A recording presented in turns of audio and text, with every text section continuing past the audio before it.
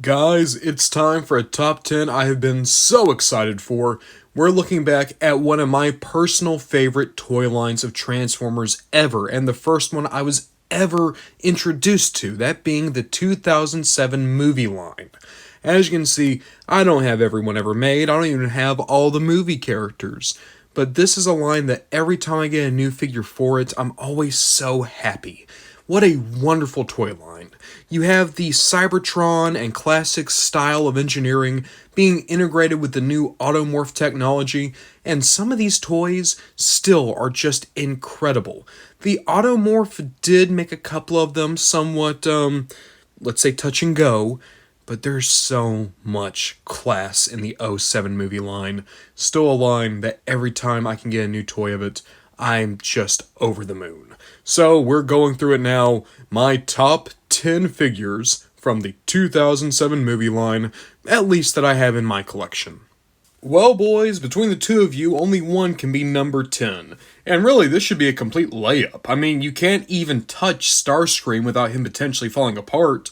Meanwhile, Blackout, well I mean, half his vehicle mode is completely useless because it turns into a gimmick weapon, and Scorponok can't be used because it breaks nowadays, and he's shorter than most Deluxes. Transformation's not too great, Automorph kind of ruins him.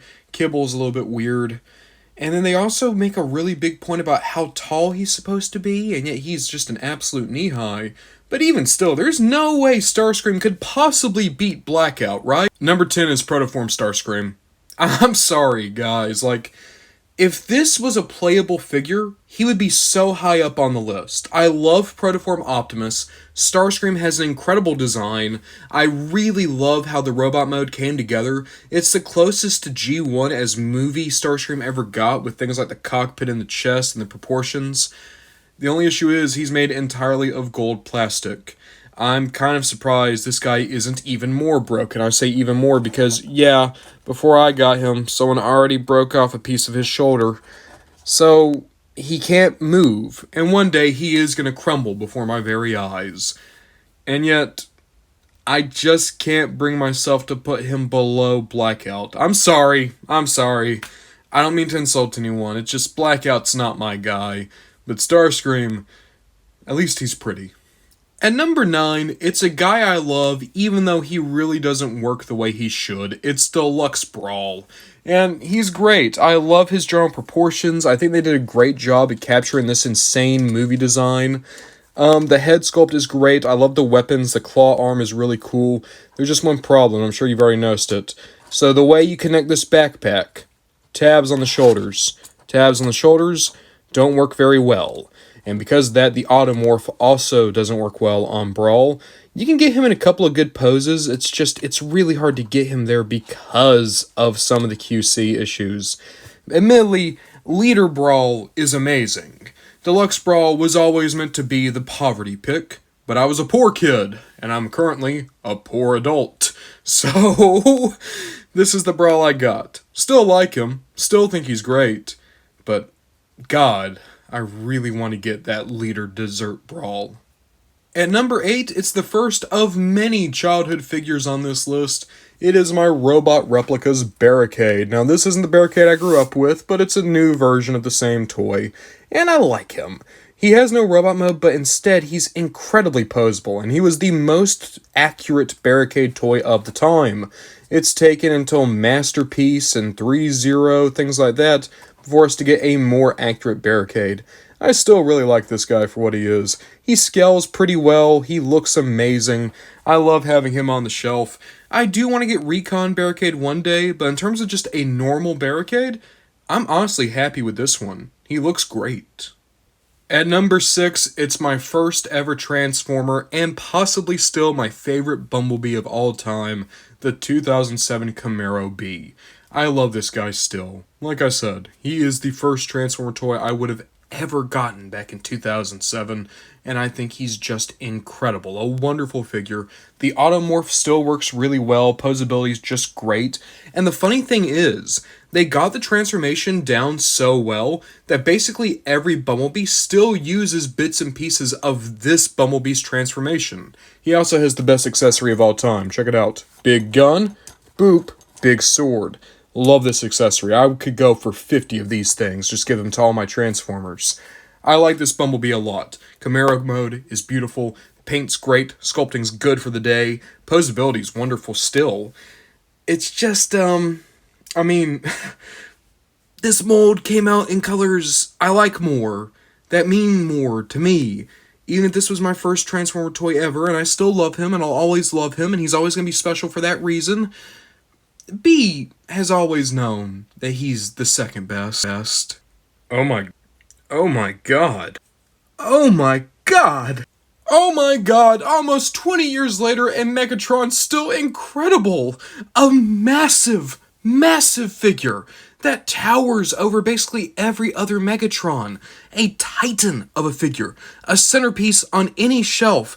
The looks of his robot mode are still just spectacular. Where Megatron suffers is the gimmickry. He is very back-heavy, his kibble is insane, his posability takes a hit as a result of that kibble.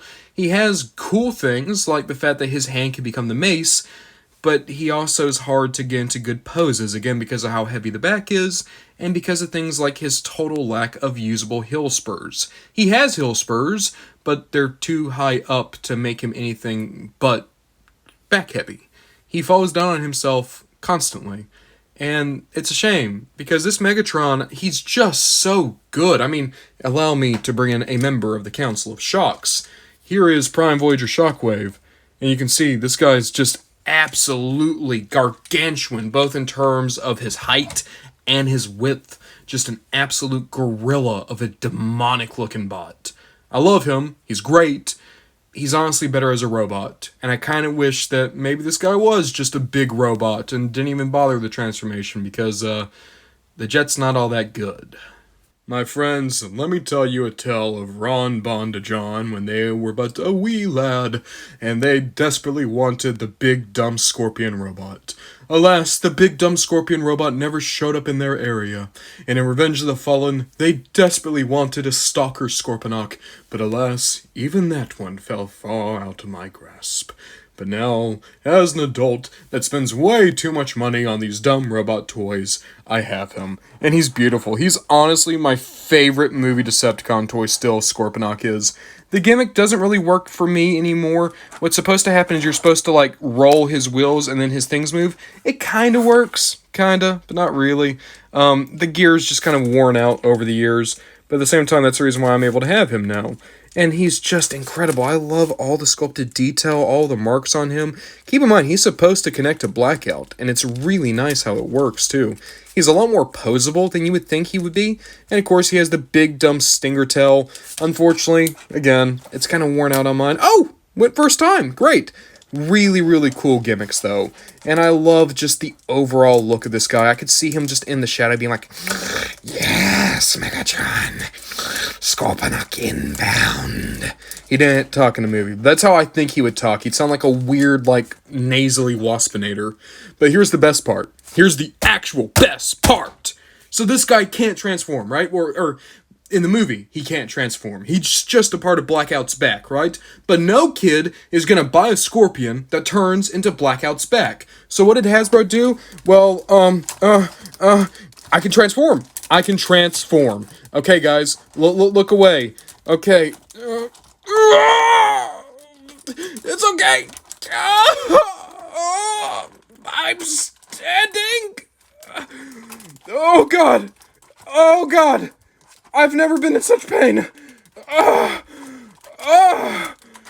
I'm a robot like you guys. Oh, God, I'm falling. No. Oh, that's my favorite part of this Scorponok.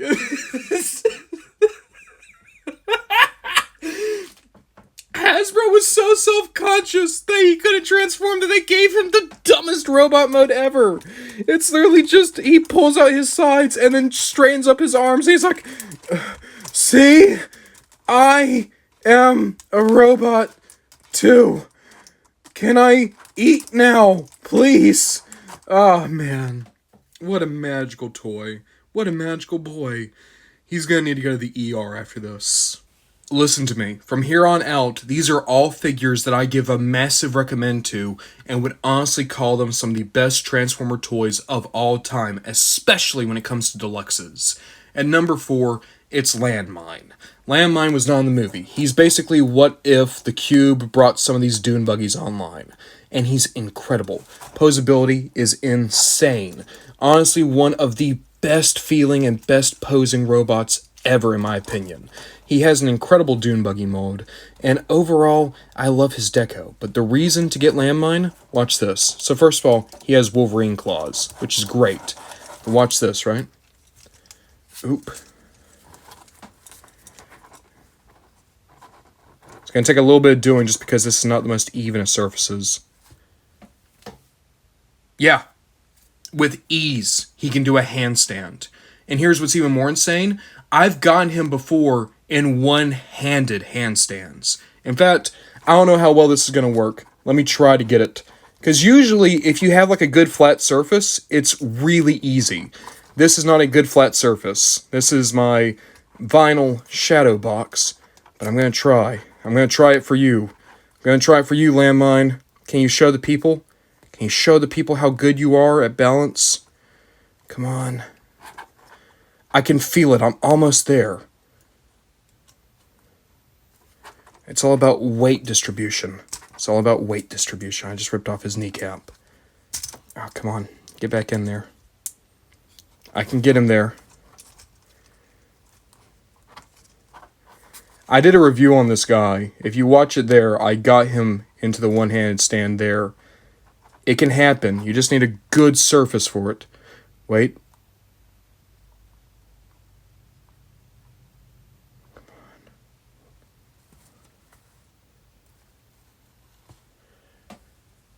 Hell yeah. Hell yeah. How many Transformers do you know who can do that? Landmine is an Olympian. At number 3, our bronze medalist is Protoform Optimus. I don't know what it is. This toy is just incredible. Such a regal looking Prime. This is a Prime that I look at and I can just see that this is the wise leader of the Autobots. He just has so much character and poise and class. His Comet mode is incredible. It's literally just a big space truck. And in all honesty, I kind of feel some Rock Lord inspiration here. That might just be me. But the real selling point of this guy for me is the head sculpt.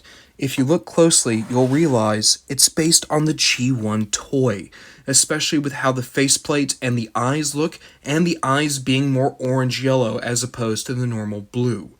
This toy, much like Protoform Starscream, has so many G1 homages, still through the lens of the movie aesthetic though, giving us one of the most unique Optimus Primes ever, while still having so many little pieces of the past wrapped in. In all honesty, I don't have any of the other Movie 1 Primes. I don't see any of them being as good as this one is for me. Just a class act all the way.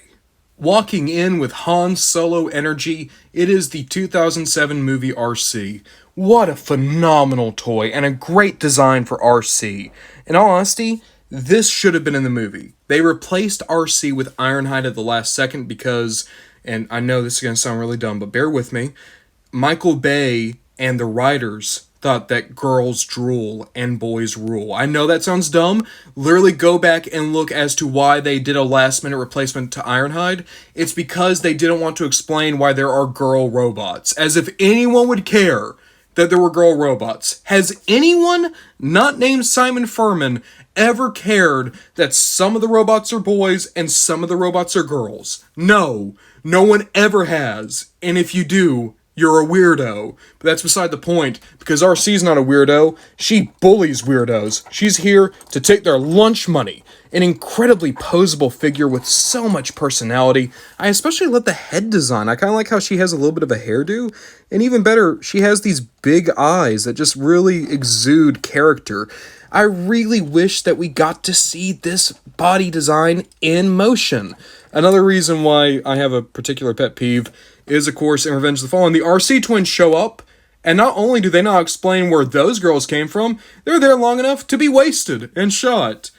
Yeah, I'm really glad that it took until Rise of the Beasts for Arcee or any major female Transformer to be given any type of role in any of these movies. What am I talking about? Shatter was in Bumblebee, and oh wait, it still took over a decade to get that. This Arcee is from a better timeline, a timeline in which we got this model and this character in the movies, and maybe then Transformers 1 and all the other Transformers movies would have been amazing, and Michael Bay would have had the most Oscars of any director ever. But instead, we live in this timeline where Wacko from the Animaniacs did a really weird New Zealander accent for 3 movies. Come on, you guys knew he'd be number 1. At number 1, it's my childhood favorite toy, and possibly one of my favorite Transformer toys of all time. It's the 2007 movie Cliffjumper. I mean, let's just run down the list. I got this guy with my dad when we went camping. He's been my favorite, or he was my favorite for years. I lost him when we lost the house. Cliffjumper has always been one of my favorite characters. I love the color scheme. The red Camaro with silver stripes is honestly one of the best looking car designs I've ever seen. There's small hits of blue throughout Cliffjumper that really aid to the deco. He comes with the best accessory of any Transformer ever. I already talked about that with Bumblebee. His robot mode is very nice, very well articulated. The automorph still works pretty well. The car mode's gorgeous. The head design is completely on point, and you can actually make the sculpting out better with Cliffjumper as opposed to Bumblebee. The sculpted detail shows up better in the red as opposed to the yellow, and the contrast isn't as sharp, which means that the entire figure just looks a little bit more unified. But that's not all the reasons why Cliffjumper's here, man. I can't tell you how many times I remember writing stories as a kid where Cliffjumper was the hero of these adventures my toys went on. If I was Andy, this was Woody. He was the leader of all the toys. He's the one that I played with the most. He was the one that when I lost him, it hurt the most. This Cliffjumper and me... This is the guy. This is the guy. This is my guy. This is the one, man. This is the only Cliffjumper I really need. It's the only Cliffjumper I ever want to find again. And when I found this guy in the box and got to relive opening it, that Ron Bondajon talks about Cliffjumper like a moron, whatever the name of that video was. It wasn't great. The lighting was bad. I did it right before I did the move, so a lot of my equipment was out. But it was so special to be able to open that guy up and then just go through his transformation like a kid again. Trying out, is this the right way? Is that the right way? Maybe I need to look at the directions. No, I know I can get this by myself. And then seeing the toy brochure, reading his bio. That's what made Cliffjumper such a favorite of mine, man. It's not the media, it's not the fiction. It was this guy. It was this guy being the coolest looking toy ever. And me having all these scenarios where all the other Autobots were captured or beat up, but this Cliffjumper would save the day. And he'd be there with my Classics Prime, and my animated Blur, and my 2007 Landmine and Bumblebee, and they would all just be buddies hanging out. They'd be hanging out with my mom's GoBot Spacey. But they would always win, and this was always the hero of the stories I made as a kid. That's why he's here. It's because I don't think I would be the Transformers fan, or the writer, or the person I am today without this dumb, simple little repaint. At one point, a little kid really liked a red Camaro, and now we're here. Getting my top 4 back in here, guys, and I know this probably isn't a popular opinion, and it's very much painted with my own personal nostalgia, but there's not a single toy line in Transformers that makes me feel as happy or as at home as this 07 movie line. And the funny thing is, it's not even the characters that showed up in the movie, you know, I'm not counting Optimus here, but it was all these, the toy designs, the things that those amazing designers made on their own that fit so perfectly into this universe. Be it repaints, or rejected designs, or designs that you saw for a second on screen, or even entirely new characters just based on vehicles that might have shown up from the prop department. These were some of the most amazing and imaginative Transformers of my entire childhood. And there's other things I like. I love animated, I love Prime, but this and Armada, those were my childhood Transformers things. And I kind of want to focus on those lines. I don't know if I'll ever have a point where I want every figure from those lines, period. But doing a top 10 like this, seeing these top 4 having so much fun with characters like Scorponok and even Leader Megatron, it's given me a little bug, a little bug in my brain that just keeps saying, go, collect them all. Get the dream of baby Ron Bondajon. Get all the figures that we always wanted. Get them all together, and Cliffjumper was going to be there at the center of them all. Right there with Landmine and Barricade. Right there with the childhood guys. Maybe. Just maybe. But until then, I guess we're just going to have to see what we get up to next time.